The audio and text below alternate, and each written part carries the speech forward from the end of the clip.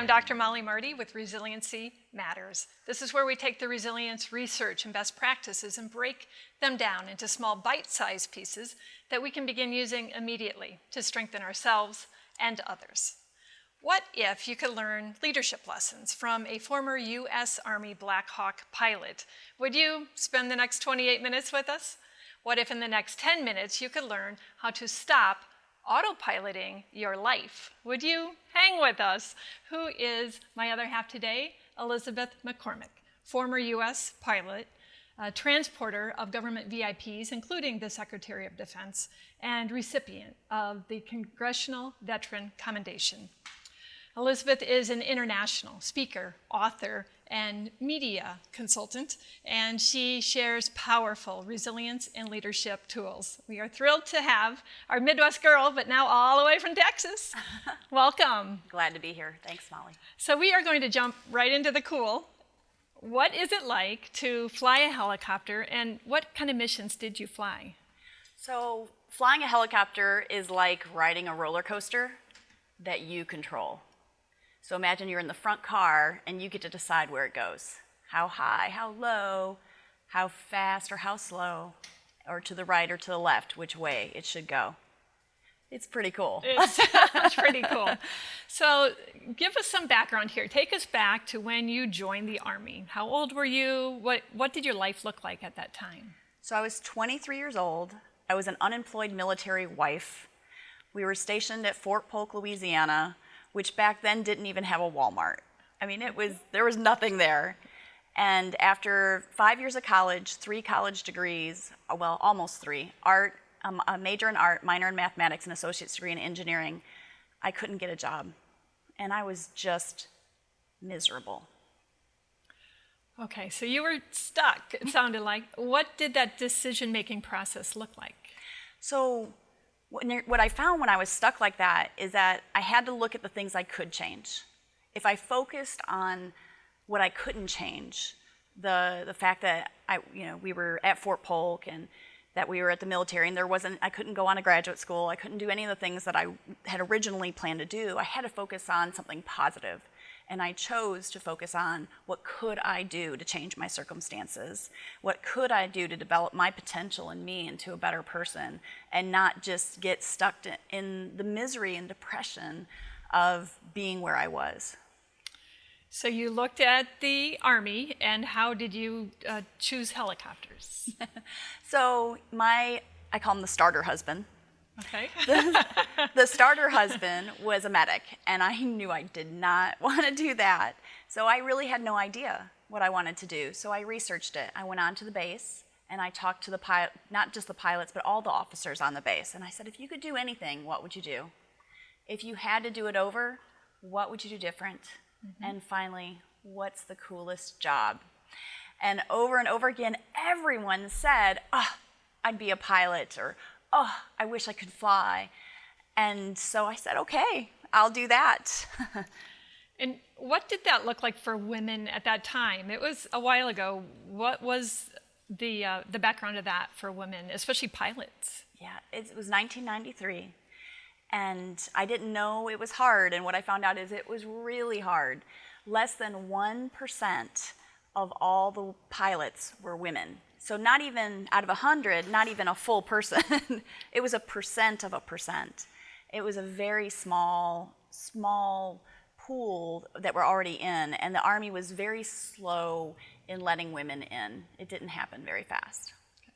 So you overcame a lot, which we're going to talk about today. But one thing that came from that time that I've heard you say is you encourage people to set yeah goals.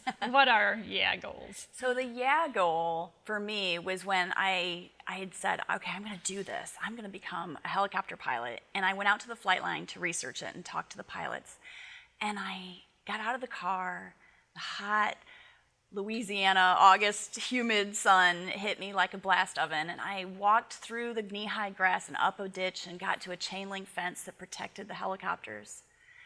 And as I poked my fingers through that hot gray metal, it poured into me. You know those moments where you just know you're in the right place, doing the right things, and I just knew it was like, yeah, this is what I'm supposed to do.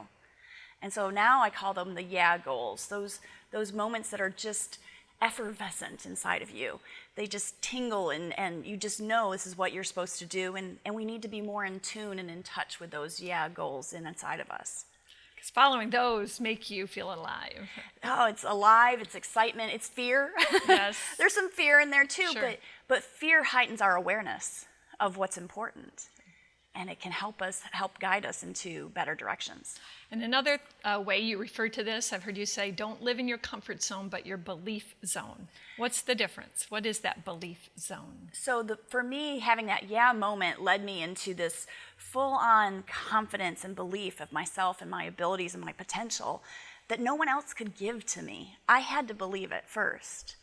It had to come from within me. And so I call that the belief zone. You know what you're supposed to do. You know it. And the comfort zone, you get what you already got because you're going where you've already been.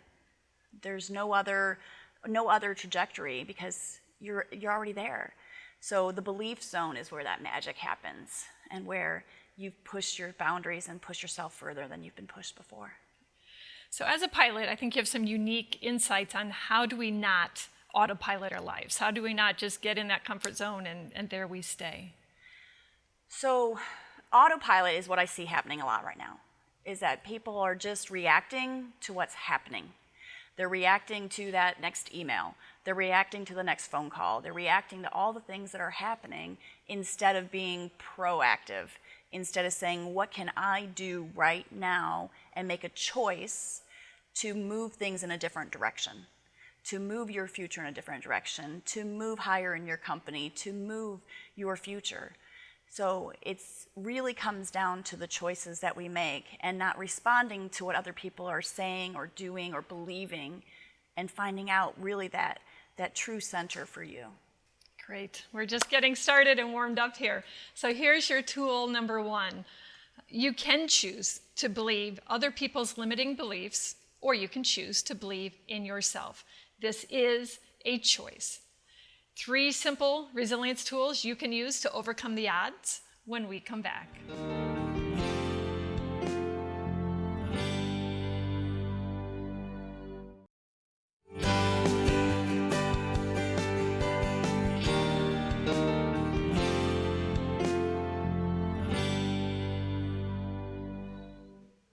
Hi, I'm Dr. Mollie Marti, and welcome back to Resiliency Matters. We are talking today with Elizabeth McCormick, former U.S. Army pilot. And you have a great pilot acronym for where leadership starts. What is this? I do. It's FLY. And FLY really means to first lead yourself so that you can better lead others. I love that. You encountered some major obstacles getting from where you enlisted, where you started to become a pilot. What was the first big obstacle? Well, after getting in, that was one whole obstacle by itself. Sure. So I found out later that when my packet had gone to the Pentagon for the selection board, there were only 2 spots in the nation, and that it really was hard. But I didn't believe any of that through that process.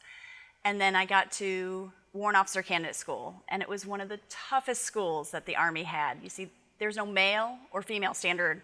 There was a warrant officer standard, and they didn't lower the standard for the girls they were letting in. We started with 7 women and only 2 of us finished because of the physicality. We had to run 2 miles, 3 miles, 4 miles, 5 miles in boots, in gear, with the men, next to the men, at their pace, not ours. So we had to really push ourselves higher and into a higher mode of excellence to get through. You don't shrink back after something like that. I mean, you grew some great skills there. Yeah, and you got buff too, right? So next up came flight school. Yeah. What was that experience? You know, I really excelled in the Warrant Officer Candidate School. The 2 of us that finished first and third in the class, and because it was excel or get sent home. And so I went into flight school with a lot of confidence, physical strength, mental strength, and a lot of confidence. And then I drew a flight instructor who didn't believe women should fly and yelled at me every single day. And I was the only girl in my class. And when I walked in that first day, he looks up at me and he goes, "Oh, great." And it just went bad from there. He would say, "You're stupid, you don't deserve to be here, you're wasting my time." And the worst that he said to me was that a monkey can fly better than you. while I'm trying to fly. And it requires a very soft touch to fly, and you can't stay relaxed and soft under those circumstances. And it was the most challenging time of my life. So you're trying to control that roller coaster, and you're kind of getting hammered along the way. Yeah. How did you get through? Who helped? Someone had to help. So the first thing was that I didn't quit. And that's really a key thing, is there's lots of times in all of our lives when things get hard. Mm-hmm. And the fact whether we show up or don't show up in those really can define us. And so I didn't quit. And then I was really fortunate that the second to last week out of the 8-week course, that 7th week, a substitute instructor came in and took the time to calmly teach me and empower me to be better. But I had to create all these strategies along the way to keep from quitting, and I was able to pass. Great. So I always know a trusted adult, as we call them, shows up when there is a success story such as yours. So that's a great twist to that story. So you developed tools to help keep that negativity out of your head and to persevere, to not quit. What were those? You have 3 that you're sharing with us today, right? I have 3. Okay. So the first is when that flight instructor would say all these negative things to me, I had to reframe them positive. And when he would say the negative, I would tell myself the positive. So I really used affirmations. So I used affirmations in the morning, I used affirmations at night, and they became so entrenched in who I am that I do them every day now. So I look at myself in the mirror as I'm brushing my teeth every morning and every night. Hopefully everybody's brushing their teeth twice a day, or once a day maybe.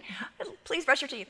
So, but as I'm doing that, and I say positive things to myself of what I want to strengthen within me. And what I found is when I do that, other people's negative words don't make their way in. You rewrite them as they land almost in your and mind. To rewrite them in advance of what might happen and what, because I don't know, if you've ever gone somewhere and somebody else's bad mood gets in and you... Oh, sure. Yeah, we don't have to let them in. It's a choice. It goes back to tool number 1. It's a choice to let their negativity and their lack of beliefs and them saying no in or to not. And the affirmations and saying positive things to yourself and being the positive voice that you need is key to that. So affirmations, tool number 1. What's tool number 2? So our second strategy is visualization, because what happens is at some point we've let negativity in, because at a young age we're not equipped to know how to block it out. So the tool and strategy number 2 is when someone else's negativity is to visualize a delete button of a keyboard and press the delete button. So it's delete, delete, delete.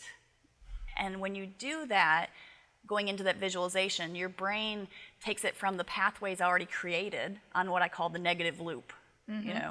Just go jean shopping, it happens all the time. So when you get into that negative loop, it takes that loop and goes, whoa, wait a second, and it changes the neurons in the pathways so that you can go then into that affirmation and replace it with a positive. But we've got to change the wiring. And you have to disrupt it. Yeah. Disruption is a great word for that, and that's what a visualization can do for you. Great. And tool number 3? Tool number 3, we need to demonstrate. Can we demonstrate it? So I pull a producer up here is what you're saying? No, I will be the guinea pig. Okay. So tool number 3 is all about how what we say our brain believes. And so how we talk to ourselves, whether it's positive or negative, our brain absorbs in, and it can actually show up in a physical state of our body in the readiness and our resilience in situations. So I'm going to show you with muscle testing. All right. So I know Mollie's done muscle testing before.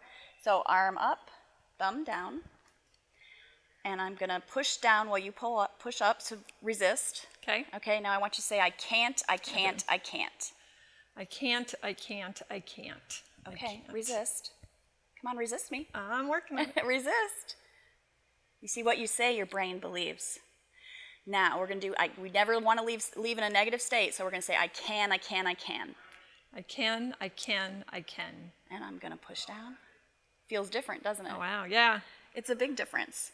So with that, we can now shift our awareness of other people's negative language, of the negative language at your workplace and your culture, and be more aware of how you can help reframe people in a more positive way. I love that. And I really was working those muscles. And what I tried to stop myself from doing is when my arm was here with I can't, my mind already was going, I can. And I was going to come back up. All right, let's go to your takeaway tool for this segment. There it is. You are responsible for how you show up and perform. When you use strategies to strengthen yourself, then you can fly. First, lead yourself. Are you overcomplicating leadership? Probably so. Stay tuned to hear why.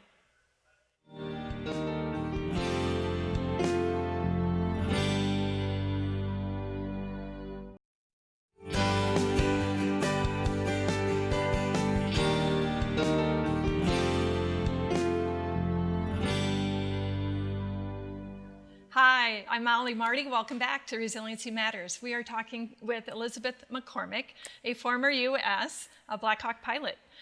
Elizabeth, you say that people overcomplicate leadership. Oh, they so overcomplicate it. All right, simplify it for us.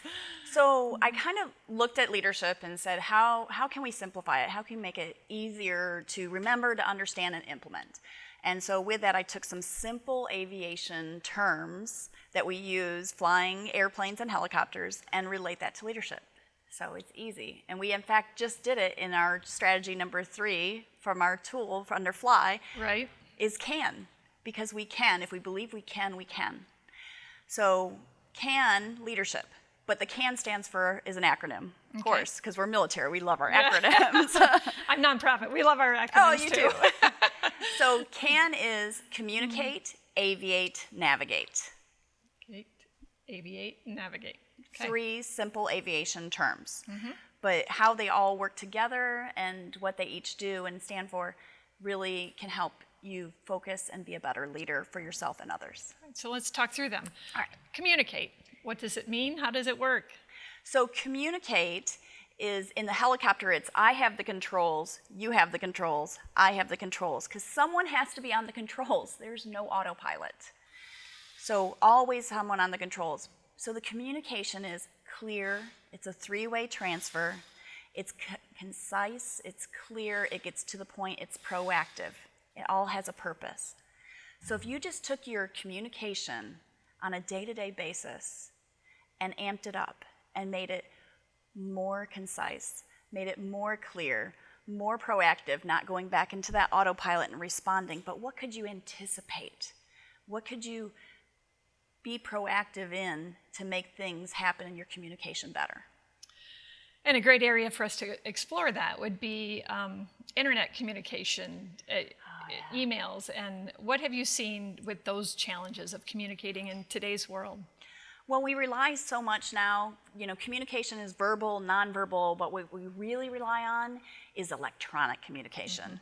I mean, it's almost over-dependent on that electronic, where we don't pick up the phone and talk to someone, and then we send an email that is calm and positive, and they're in their space from their point of view and read it and think you're mad, or think you're upset, or something's wrong. So because there's so much of our personal self that we read into things without hearing a voice or an inflection, we really create a storm of miscommunication when we really could make it simple and just pick up the phone when it's warranted. Pick up the phone, and if you're the recipient, maybe give a benefit of the doubt without that tone. Right? Yeah, that would be great, right? So just know that not everybody wakes up in the morning going, ooh, let's mess this up today. People don't do that. Everyone wakes up with a really good intention and wanting to be in a good day. So let's be kind to each other in our communication. Well said. Step 2, aviate. What does this look like? Well, if you're probably thinking, how am I going to make you aviate? I actually was thinking, how are you going to make me aviate as a leader? Yeah, aviating is taking action. When we're flying a helicopter or an airplane, when you fly, well, most pilot error accidents that happen in aviation happen because an emergency occurs and they forget to fly. They tunnel vision and fixate on one thing, on one emergency, and they forget about things like altitude and airspeed and the basic safety things that the basics that you should know. So aviating is about being intentional in all your actions, and also the perspective, that 30,000-foot view of seeing everything and knowing that what you do affects other things, and every piece has a part in what you do in action. And this brings to mind, I have, my youngest is learning how to drive. So I was in the passenger seat the other day, and she hit a construction zone. And she got so caught up with that construction zone that she basically forgot how to drive, and she's just learning how to drive. And so after that, she swerved out of her lane and was too close to the car ahead of us. And I said, let's think of what are the essentials here. And in my mind, the essentials are always have enough room, front and back, and stay in your lane. You have to stay in your lane, right? So keep those in mind. But what you were talking about in my situation with my daughter is about also getting the right stuff in your head. You say practice doesn't make perfect, it makes permanent. I do. When I give my speeches, I talk about practice makes, and the audience always says, perfect, right? And I'm like, well, I had lots of practice with a bad instructor doing it wrong. Practice makes permanent. How the actions you take define you. It's not what you say you're going to do, it's what you do. And practice makes permanent. Everything you do has an impact and an influence on everything else around you. And likewise, though, the things you procrastinate and you choose not to do, those have an impact too. In aviation, I have also heard, I think there's so much to unpack in that aviate, but I've heard that when you fly and you get off even a degree or two, over time it can create a vast difference in where you end up. So I think another part of that aviation is have that course plan, or is that third step, I guess, in moving into even navigation. You're stealing my thunder. Yeah. That's the third one. Okay, sorry. I got my geek on. I'm just. So the third one is navigate, knowing where you're going, and that's that course. So yeah, and you're right. If you go off 1 degree here it's not a big deal. But you go down the road, that course deviation becomes really large and really significant. So do you know where you're going? If you work in a corporate job, do you know what your objectives are? Are you really clear on your objectives and how they fit into the corporate mission?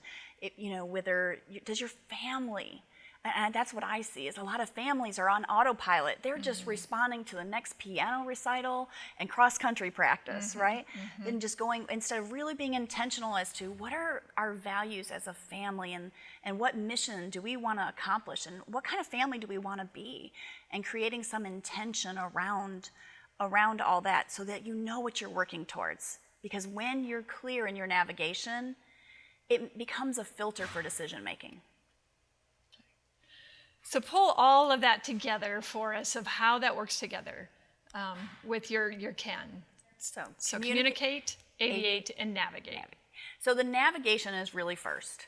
Being clear of where you're going and what you want to do. And when you're clear on that, like I just said, it's a filter.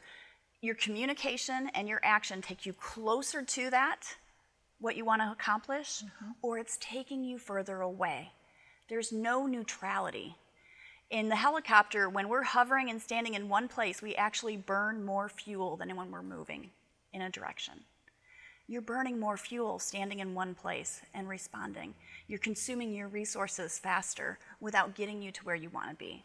So the aviation, the action, and the communicating, is it getting you closer to where you want to be? And if not, then one of your tools is you should have permission to say no. And you also say, especially I think the women viewers need to hear this about the word no. I do. I love this. No is a complete sentence. You don't have to justify it. You don't have to give an excuse. You don't owe anybody anything. When it comes to your two most valuable resources, your time and your money, you have the right to say no, not to your boss, though, at work. Or say it nicely. So much information on resilience, on leading ourselves. So I will see you off here with our third tool. You can lead with strength when you communicate, aviate, and navigate. Be clear in your communication, the action you take, and staying on your desired path.